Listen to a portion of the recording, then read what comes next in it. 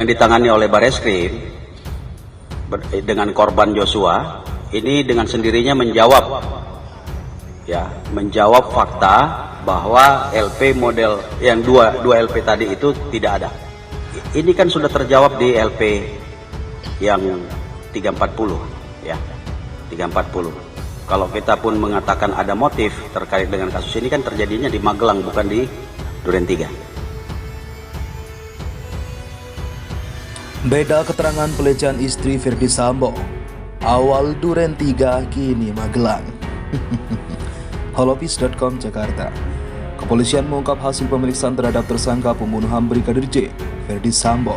Dalam hasil pemeriksaan, Ferdy Sambo mengaku marah saat mendengar laporan dari istrinya Putri Cendrawati yang mendapat perlakuan yang melukai harkat martabat keluarga.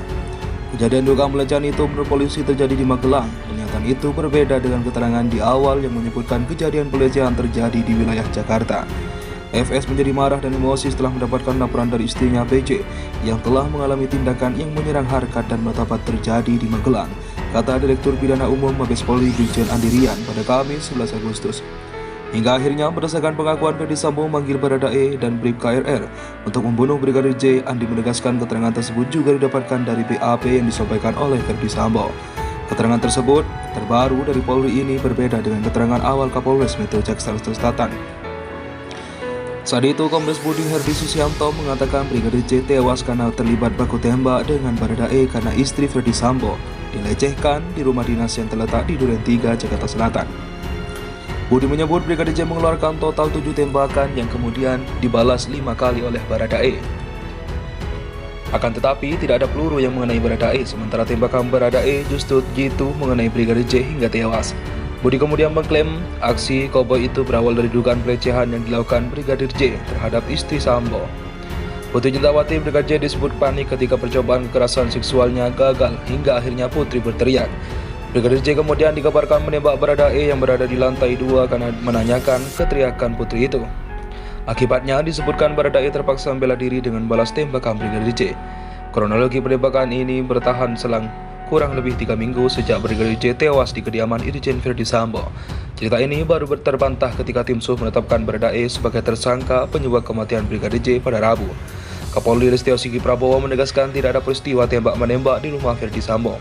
Di sisi lain, Kepala Badan Reserse Kriminal atau Kabariskim Polri Komjen Agus Andrianto menyebut aksi dugaan pelecehan seksual oleh Brigadir Nofriansah Yosua Huta Barat terhadap Putri Cendrawati besar kemungkinan tidak terjadi. Hal tersebut disampaikan Agus pasca tim khusus mengumumkan bahwa tidak ada fakta peristiwa tembak-menembak antara Brigadir J dan Baradae di rumah Irjen Ferdy Sambo.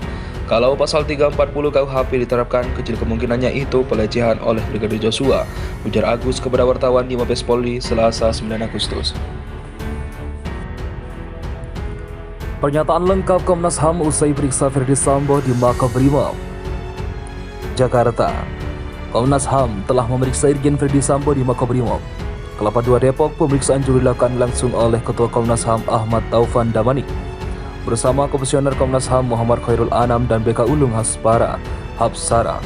Saya, Pak Anam, dan Pak BK tadi memeriksa Saudara FS di satu ruang khusus yang dihadiri oleh kami.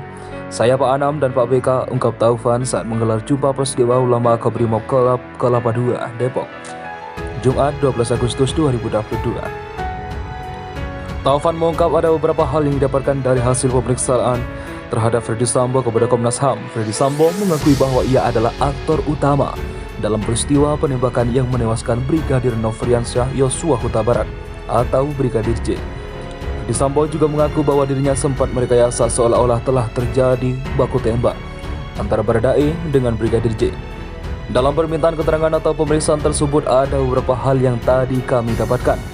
Pertama adalah pengakuan Saudara FS bahwa dia adalah aktor utama dari peristiwa ini, kata Taufan. Kedua, dia mengakui bahwa sejak awal dialah yang melakukan langkah-langkah untuk merekayasa, mengubah atau mendisinformasi beberapa hal. Sehingga pada tahap-tahap awal misalnya yang terbangun konstruksi peristiwanya tembak-menembak.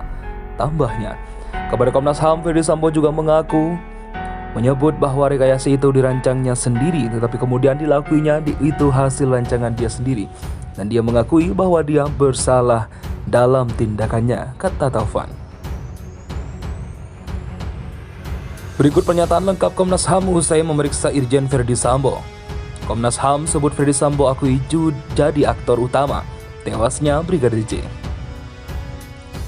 Dalam kesempatan ini kami ingin menyampaikan beberapa hal hasil dari permintaan keterangan atau pemeriksaan yang tadi telah kami lakukan. Saya, Pak Anam, dan Pak BK tadi memeriksa Saudara FS di suatu ruang khusus yang dihadiri kami sendiri. Dalam permintaan keterangan atau pemeriksaan tersebut, ada beberapa hal yang tadi kami dapatkan. Pertama adalah pengakuan Saudara FS bahwa dia adalah aktor utama dari peristiwa ini. Itu yang pertama. Kedua, dia mengakui bahwa sejak awal dialah yang melakukan langkah-langkah untuk merekayasa, mengubah atau mendisinformasi beberapa hal. Sehingga ada tahap-tahap awal, misalnya yang terbangun konstruksi ceritanya. Terus peristiwanya tembak-menembak, tapi kemudian tadi diakuinya itu adalah hasil rancangan dia sendiri. Dan dia mengakui bahwa dia bersalah di dalam tindakan yang merekayasa itu.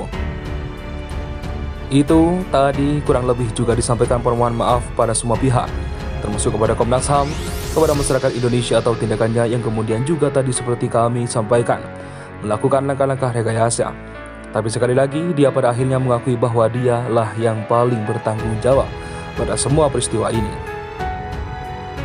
Dan dengan pengakuan yang seperti ini, kita berharap nanti proses penyidikan dan selanjutnya sampai persidangan bisa menghasilkan sesuatu keputusan peradilan yang seadil-adilnya sebagaimana kami sampaikan sejak awal. Dan merupakan fokus dari Komnas HAM dalam hal ini berlangsungnya satu proses hukum yang fair sehingga semua pihak terutama yang menjadi korban bisa mendapatkan keadilan. Sekali itu yang tadi kita dapatkan atas seluruh pengakuan yang sudah disampaikan kepada kami bertiga tadi di ruang tertutup. Ketua Komnas HAM Ahmad Taufan Damani.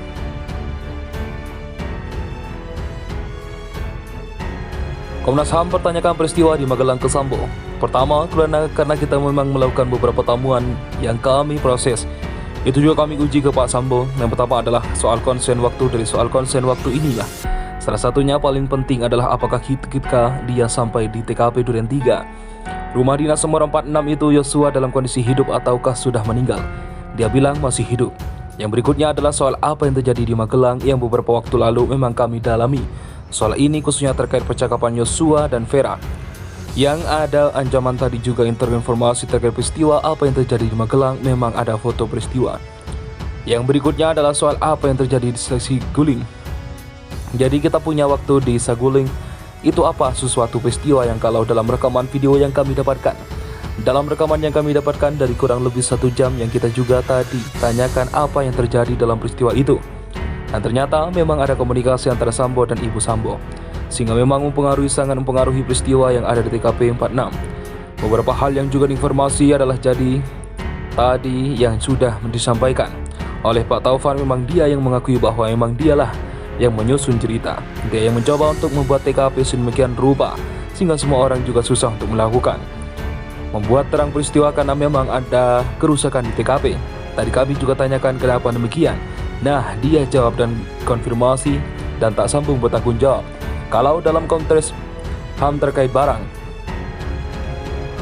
Yang kedua terkait cerita, jadi apa cerita itu benar atau tidak? Jadi ternyata tidak betul.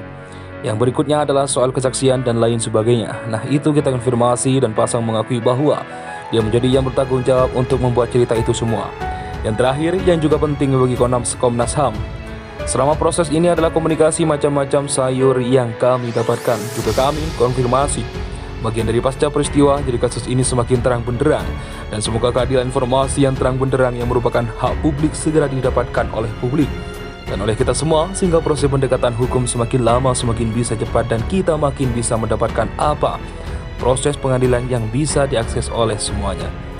Komisioner Komnas HAM Khairul Anam.